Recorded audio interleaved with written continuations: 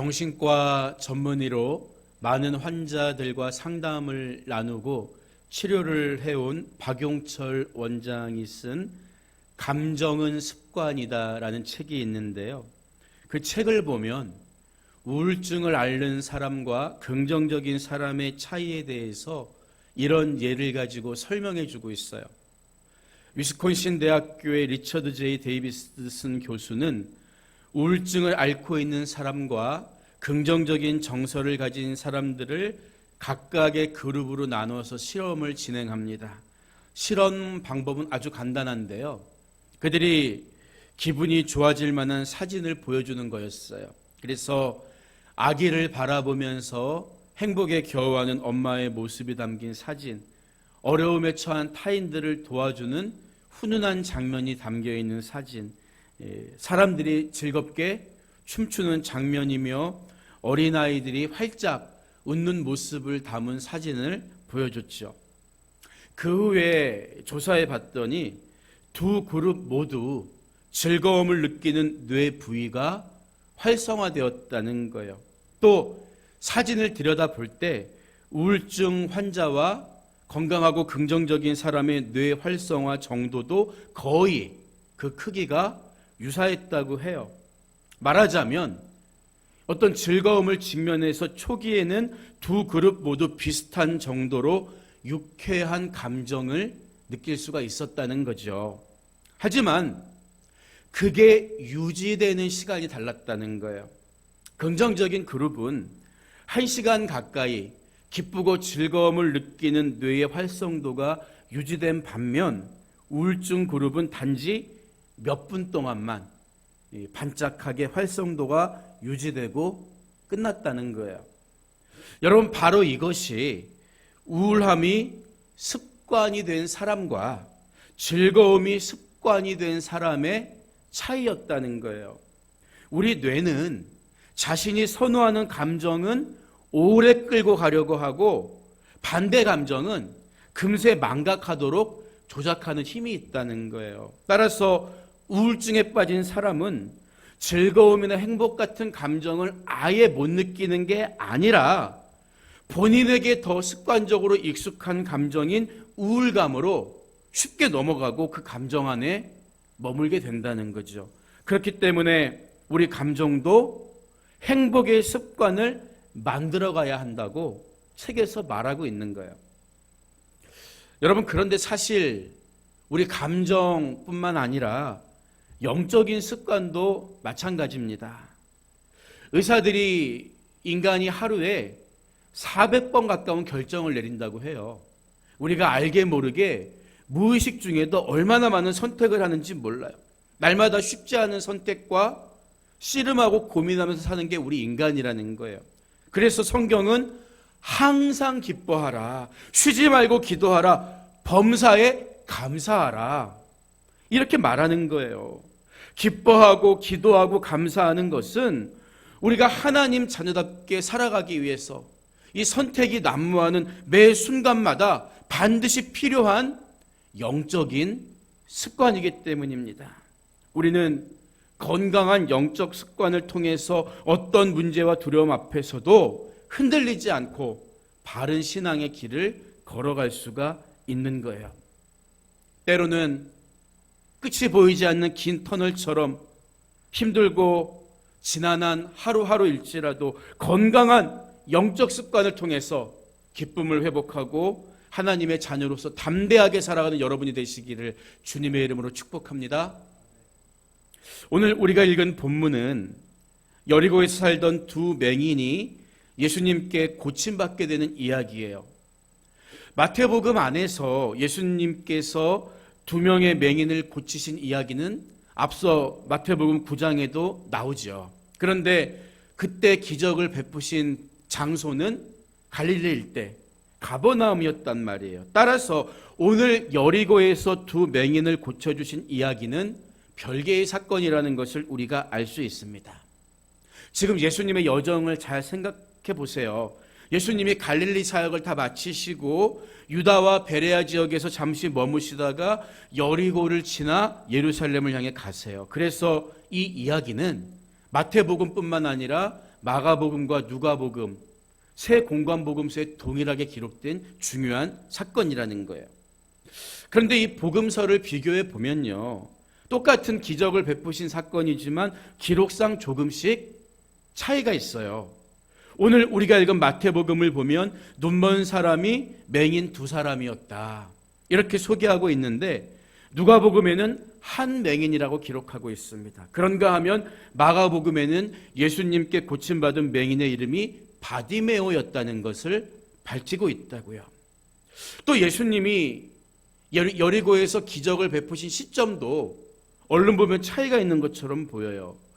마태복음이나 마가복음에서는 예수님이 여리고를 나가실 때, 다시 말하면 여리고에 들렸다가 그곳을 떠나가실 때 2명의 맹인을 고쳐주셨다고 기록하고 있는데, 누가복음은 예수님이 여리고에 가까이 가셨을 때 이 기적을 행하신 것처럼 표현하고 있다고요.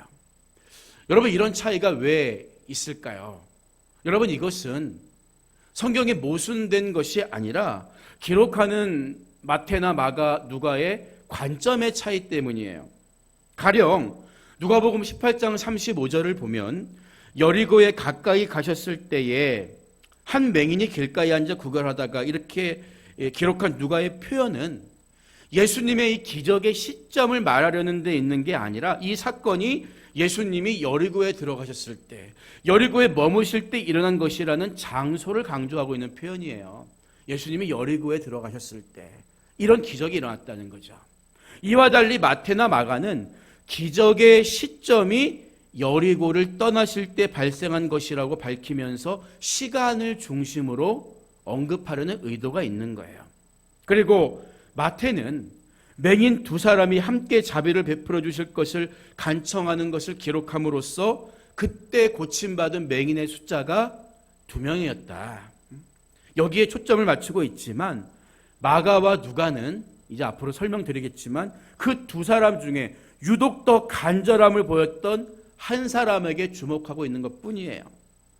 따라서 공관복음서인 이 마태, 마가, 누가 내용의 말씀을 종합해서 정리해 보면 맹인 두 사람이 길가에 앉아 구걸하던 중 예수님이 그 앞을 지나가신다는 소리를 듣고 함께 큰 소리로 다윗의 자손이여 우리를 불쌍히 여겨주세요, 고쳐주세요, 자기의 눈을 뜨게 해달라고 간청했다는 것을 알 수가 있습니다. 그 2명의 맹인 중에 유독 더 절실했던 한 사람이 우리가 기억하는 바디메오였다는 거예요.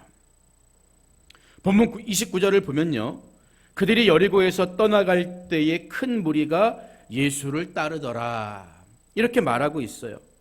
이스라엘 지도를 보면 여리고는 예루살렘 북동쪽으로 약 36km 정도 지점에 위치해 있습니다. 북쪽에 있지만 지리적으로는 고도가 훨씬 낮아요. 그런데 여리고는 교통의 요충지고 상업의 중심지였습니다. 그래서 우리가 여호수아서를 보면 이스라엘 군대가 여리고를 정복했을 때 아간이라는 사람이 감춘 물건 중에 돈 말고 뭐가 있습니까? 신할산 외투, 신할에서 수입해온 고급 외투를 숨겼다는 이야기가 기록되어 있어요. 여러분, 신할은 어딘가 하면 티그리스 강과 유브라테스 강 사이에 세워진 도시인데 노아의 홍수 이후에 사람들이 바벨탑을 쌓을 정도로 문명이 발달했던 곳이기도 해요. 이처럼 여리고의 그곳에 있는 값비싼 외투가 흘러 들어올 만큼 여리고는 당시 동서와 남북을 잇는 교통의 요충지였고 무역의 중심 도시였습니다. 그래서 팔레스타인 지역에서 가장 큰 세금 징수 세관이 있는 곳이기도 했죠. 본문 30절은 맹인 두 사람이 길가에 앉았다가 예수께서 지나가신다 함을 듣고 소리질러 이르되 주여 우리를 불쌍히 여기소서 다윗의 자손이여 하니, 이렇게 이야기하고 있어요. 여러분, 한번 여러분이 맹인이라고 생각하고 이때의 장면을 한번 생각해 보세요. 앞이 보이지 않으니까 얼마나 청각이 예민하겠습니까? 날마다 그 앞을 지나가는 사람들의 떠드는 소리, 소곤거리는 소리 아마 유심히 들었을 거예요. 그런데 그날따라 예수님에 대한 이야기가 들리는 거예요. 병자를 고치시고 심지어 죽은 자도 살리신 예수님, 그 예수님이 이리로 지나가신다. 얼마나 가슴이 뛰었겠습니까? 누가 말해줬는지 모르겠지만 예수님이 곧 이곳을 떠나가실 거야. 이 말을 들었을 때 그분을 만나지 않으면 자기 문제 해결할 수 없는데 앞이 보이지 않으니까 할 수 있는 게 없잖아요. 그러니까 이 두 맹인이 했던 행동이 뭐예요? 냅다 소리를 지르는 거죠. 예수님, 제발 우리 이 사정 좀 들어주세요. 우리 병 좀 고쳐주세요. 간절하게 예수님 부르고 있는 거예요. 제발 그 가시는 걸음을 멈추고 나를 좀 돌아봐 주세요. 나 예수님 만나야 되거든요. 그런데 사람들 생각은 이 맹인들과 같지 않았죠. 31절 전반부를 보면요, 무리가 꾸짖어 잠잠하라 하되 이렇게 말하고 있다고요. 그런데 여기 나오는 꾸짖다라는 단어가 굉장히 흥미롭습니다.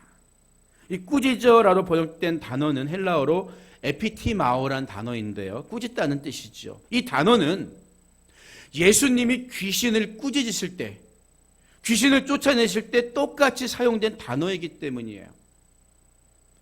예수님께서 변화산에서 내려오셨을 때 귀신 들려서 발작하는 아이를 고쳐주시는데 마태복음 17장 18절을 보면 예수께서 꾸짖으시니 귀신이 나가고 아이가 그때부터 나으니라 이렇게 말합니다. 이때도 에피티마오란 단어가 똑같이 사용된 거예요. 여러분, 따라서 정황상 지금 이 두 맹인을 제지하려는 사람들은 단순히 그들에게 아이고 조용히 좀 해 이런 정도가 아니라 마치 더러운 것을 부정탄다 그러죠. 우리나라 사람들은 마치 더러운 것을 떨쳐버리려는 것처럼 아주 엄격하고 권위적으로 막아서고 있었다는 거예요. 보통 사람 같으면 이런 꾸짖음을 들으면 마음이 상하고 움츠러들기 쉽겠죠. 여러분, 그런데 그들이 멈춥니까? 아니요. 정말 주님을 만나야 되는 사람, 정말 내가 주님 앞에 해결받아야 될 문제가 있는 사람은 절대 남의 눈치 보지 않아요. 31절을 계속해서 보면요, 더욱 소리질러 이르되 주여 우리를 불쌍히 여기소서 다윗의 자손이여 이렇게 부르짖어요. 사람들은 야, 감히 예수님 지나가는데 무슨 소란이야? 이 저주에 가까운 악담을 퍼부으면서 그 입 다물어라 말리고 나서지만 한 번 터진 간절한 외침은 사람들의 그런 협박, 꾸짖음에도 불구하고 더 크게 터져 나오는 거예요. 마치 엄마 앞에 울음보가 터진 아기가 계속해서 엄마에게 무언가를 갈망하는 것처럼 이 맹인들은 절규에 가까운 소리로 부르짖었고 결국 예수님은 가시던 걸음을 멈추셨다는 거예요. 우리도 이런 간절함으로 주님 앞에 나아갈 때 주님이 우리 기도를 들으시는 거예요. 본문 32절을 보면요, 예수께서 머물러 서서 그들을 불러 이르시되 너희에게 무엇을 하여 주기를 원하느냐 이렇게 물으세요. 이에 그들은 33절을 보면 이르되 주여 우리의 눈뜨기를 원하나이다 이렇게 대답합니다. 여러분, 눈이 감긴 맹인이 눈뜨기를 원하는 것은 너무나 당연한 바람입니다. 그렇죠? 그런데요, 같은 사건이 기록된 마가복음에는 조금 다른 대답이 기록되어 있어요.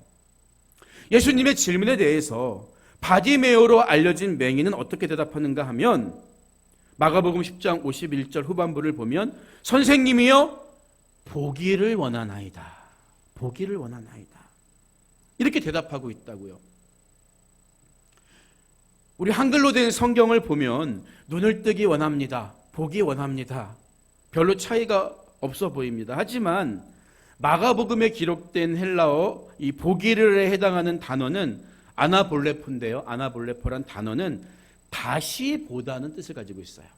그러니까 직역하면 예수님, 내가 다시 보기를 원해요. 그 차이가 느껴지십니까? 본다와 다시 본다는 엄청난 차이가 있어요. 우리나라 보건복지부 통계 자료에 따르면요, 시각장애인 중 무려 89.9%, 88.9%, 거의 90%가 10명 중에 9명이 후천적 시각 장애인이라고 해요. 멀쩡히 잘 보다가 불의의 사고를 당해서 시력을 잃고 보지 못하게 된 분들이 훨씬 많다는 거예요. 따라서 예수님, 내가 다시 보기 원해요. 마가가 주목했던 바디메오 역시 처음엔 볼 수 있던 사람이었다. 그러나 후천적인 문제로 시력을 잃은 사람이었다는 것을 우리가 알 수 있는 거예요. 물론 헬렌 켈러처럼 태어날 때부터 앞을 보지 못하는 사람들의 고통도 우리가 감히 짐작할 수 없어요. 하지만 여러분, 어제까지만 해도 볼 수 있던 사람이 갑자기 시력을 잃는다는 것은 상상하기 힘든 고통이죠. 한 번도 본 적 없다면 차라리 모르고 살았을 텐데, 어릴 적 보았던 푸른 하늘과 아름다운 꽃들, 사랑하는 가족들의 얼굴을 떠올리면서 얼마나 많은 날들을 다시 보고 싶다, 다시 보고 싶다, 돌아가고 싶다, 이런 마음으로 살아왔겠냐는 거예요. 그래서인지 마가는 이 두 명의 맹인들 중에 더 간절했던 한 사람, 주님, 내가 다시 보기 원해요, 이렇게 이야기했던 바디메오를 더 기억했는지도 모르죠. 그런데요, 가만히 보면 내가 돌아가고 싶어요, 다시 보고 싶어요, 이거 원했던 바디메오처럼 자기의 화려했던 지난날, 젊음, 그리워하는 분들이 상당히 많더라고요. 우리도 나이가 들면서 어릴 적 부모님이 곱게 지어주신 이름은 점점 잊혀지고 누구 엄마, 누구 아빠 이렇게 살아가게 되잖아요. 더구나 누구 아빠, 누구 엄마로 살기 위해서는 세상 속에서 또다시 김씨, 박씨, 정씨 팍팍하게 살아야 합니다. 앞을 볼 수 없는 두려움은, 다시 보지 못하는 두려움은 맹인의 삶을 무기력하게 만들었지만 한치 앞을 내다볼 수 없는 인생을 살아가는 우리들은 또 얼마나 많은 두려움을 갖고 사냐는 거예요. 그래서 우리도 주님, 다시 돌아가고 싶어요, 다시 힘을 얻고 싶어요, 이런 마음으로 절실하게 주님의 능력을 구할 때가 얼마나 많습니까? 그래서 구약의 시편을 보면요, 시편을 쓴 저자도 내가 부르짖음으로 피곤하여 나의 목이 마르며 나의 하나님을 바라서 나의 눈이 쇠하였나이다. 시편 69편 3절에서 이렇게 고백하는 거예요. 비록 앞을 보는 시인이었지만 바디메오처럼 주님을 부르다가 목이 말라버렸어요. 하나님을 갈망하고 바라보다가 눈이 쇠할 정도예요. 왜? 하나님의 도우심 없이는 한치 앞도 알 수 없는 인생을 살아갈 수 없다는 것을 시인도 알고 있었기 때문입니다. 그렇기 때문에 우리를 두렵게 하는 모든 것들로부터 우리가 진정한 자유함을 회복할 수 있는 방법은 단 한 가지예요. 그게 뭡니까? 주님이 걸음을 멈추시고 나의 삶을 주목해 보시고 내 삶에 들어오셔서 나를 인도하실 수 있도록 주님을 초청하는 것입니다.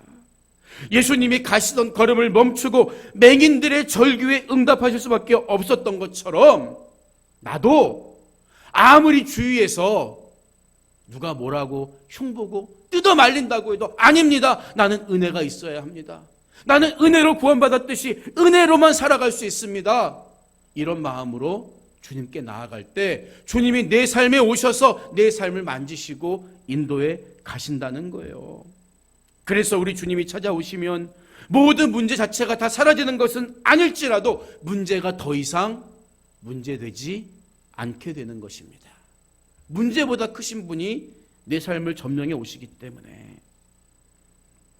맹인들의 간절함을 본 예수님 뭐라고 대답하셨을까요? 재밌는 것은 마가복음을 보면 가라, 내 믿음이 너를 구원하였느니라 이렇게 말씀하셨고요, 누가복음을 보면요, 보라, 내 믿음이 너를 구원하였느니라 이렇게 말씀하셨다고 기록되어 있어요. 하지만 마태는 뭐라고 이야기합니까? 예수께서 불쌍히 여기사 그들의 눈을 만지시니. 마가나 누가는 예수님 앞에 나가는 우리의 믿음이 중요하다는 것을 가르쳐 줘요. 하지만 마태는 우리에게 아무리 많은 믿음이 있다고 해도 우리를 낫게 하는 진짜 능력은 바로 주님 앞에 나오는 나를 불쌍히 여기시는 주님의 마음이 있다는데 초점을 맞추고 있는 거죠. 저는 이런 마태의 표현이 참 좋습니다. 우리는 종종 불을 내리게 하는 능력의 기도, 산을 옮길 만한 믿음이 제일이라고 생각해요. 여러분, 물론 기도해야 합니다. 믿음도 필요합니다. 하지만 여러분 생각해 보세요. 내가 아무리 울며불며 기도해도 하나님이 안 들으시면 그만 아닙니까? 그분이 나에게 빚진 게 있나요? 아니죠. 기도 들어주시니까 그게 은혜요. 들어주시니까 감사한 거예요. 나는 아무 공로가 없습니다.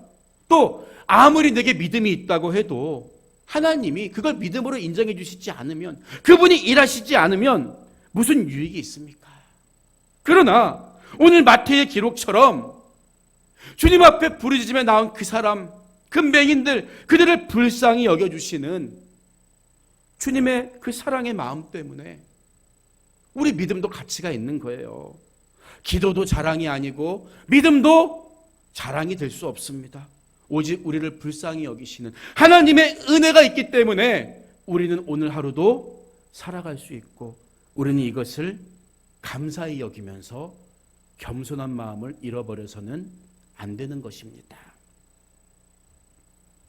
우리를 불쌍히 여기시는 주님의 그 따뜻한 마음으로 치유를 경험한 두 맹인은 예수님을 따르는 제자가 되어 곧 보게 되어 그들이 예수를 따르니라. 여러분, 자기 문제를 가지고 나왔다가 문제만 해결받고 돌아가는 사람을 성경은 주목하지 않습니다. 문제를 해결받고도 계속 또 다른 문제만 가지고 나와서 문제만 가지고 예수님을 만나려는 사람은 제자가 될 수 없어요. 문제를 해결받고 그 뒤에는 그 은혜에 감사해서 주님을 따르는 사람, 이젠 내 몫에 태인 십자가를 지고 예수님을 따르는 사람만이 주님의 제자가 될 수 있는 거예요. 여러분, 문제를 해결받는 것도 귀하고 감사한 일이지만 더 감격스러운 일이 뭡니까? 나같이 초라한 죄인이 주님과 함께 그 길을 갈 수 있다는 그 사실 아니겠습니까? 우리는 그래서 이 두 맹인이 고침받고 주님의 뒤를 따라간 제자가 되었다는 사실까지 나아가야 되는 거예요. 오늘 말씀을 마무리합니다. 실화를 바탕으로 만든 기독교 영화 낮은 대로 임하소서의 주인공 안요한 목사님은 앞을 보지 못하는 시각장애인이었어요. 한 번은 목사님의 설교를 듣기 위해 학생들이 강당에 모였습니다. 그런데 목사님이 강단 위에 오르다가 그만 앞에 있는 마이크에 머리를 세게 부딪히죠. 그 소리가 스피커를 통해 강당에 크게 울려 퍼지고 그것을 바라보던 학생들은 안타까운 마음에 웅성거립니다. 그런데 정작 당황해야 할 당사자인 안요한 목사님은 마이크를 더듬더듬 손에 잡더니 죄송합니다. 제가 아침에 너무 급하게 나오는 바람에 안경을 그만 깜빡 놓고 왔어요. 이런 말을 해요. 그 소리를 듣고 학생들 모두가 박장대소를 하고 마음이 풀어졌죠. 안요한 목사님은 자기 몸의 불편함을 부끄럽게 여기지 않고 오히려 여유 있는 마음으로 유머를 통해 학생들에게 웃음을 선사했던 거예요. 어떻게 그럴 수가 있었을까요? 내가 비록 앞을 볼 수 없지만 그분도 후천적 시각장애인이었거든요. 내가 앞을 볼 수 없게 된 것까지도 하나님께 감사할 수 있는 좋은 영적 습관을 가지고 살았기 때문입니다. 시련을 통해서 오히려 하나님을 더 깊이 만났고 진실로 사랑하게 됐다는 것을 고백할 수 있었던 거예요. 장애로 인해서 오히려 건강한 영적 습관을 터득하게 됐고 그로 인해 하나님과 더 친밀해질 수 있었다는 거죠. 우리는 살면서 여러 가지 문제와 두려운 일들, 내 혼자 힘으로 감당할 수 없는 어려움과 직면할 때가 있어요. 그러나 오늘 본문에 나오는 맹인들처럼 한치 앞을 볼 수 없는 우리의 인생일지라도 그 두려움을, 그 문제를 주님께 맡기고 해결받으면 우리 인생도 달라질 수 있는 거예요. 나를 긍휼히 여기시는 예수님의 부르심에 믿음으로 나아가면 두려움이 사라지고 주님과 동행하는, 주님을 뒤따르는 제자의 삶을 살아갈 수가 있는 것입니다. 마음속에 두려움이 있습니까? 문제가 있습니까? 그렇기 때문에 더 간절한 마음으로 주님 앞에 부르짖으시기 바랍니다. 예수님의 발걸음을 멈추게 하시기 바랍니다. 낮은 대로 임하시는 하나님의 은혜가 여러분의 삶에 풍성하게 넘치시기를 주님의 이름으로 축복합니다.